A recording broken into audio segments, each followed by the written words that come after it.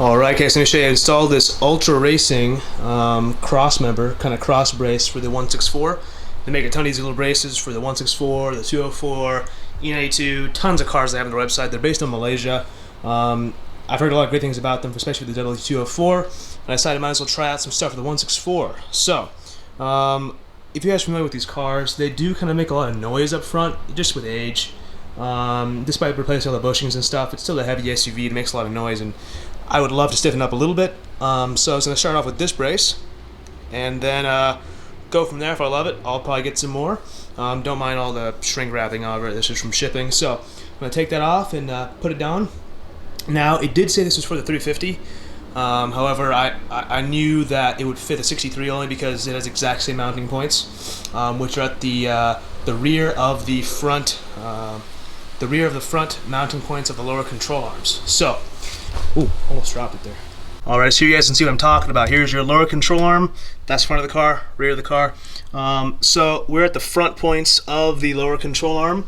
So as you can see on this side, we have the 21mm breaker bar attached to it, and this 21mm bolt kind of hiding right behind the torsion bar bushing, sort of mounts. You can kind of slide an open-ended wrench in there without a problem, kind of like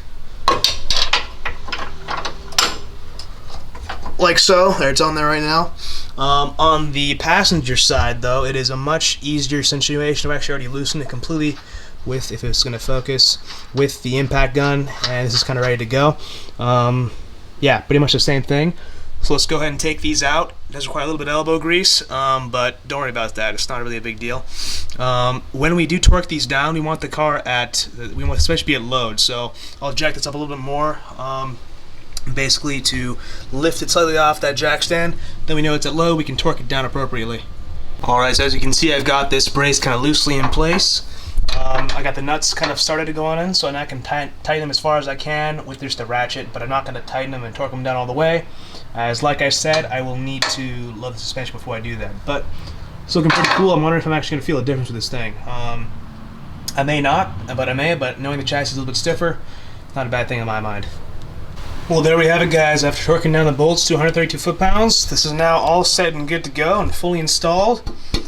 Excited to see how this performs, but I'll probably get back to you guys in maybe the next video I do about another strut brace if I get on one of these. So, for now, that's it for this video. Hope this kind of was interesting to you guys. I know the 164 is not really a popular thing to modify, but here we are. But yeah, that's essentially it.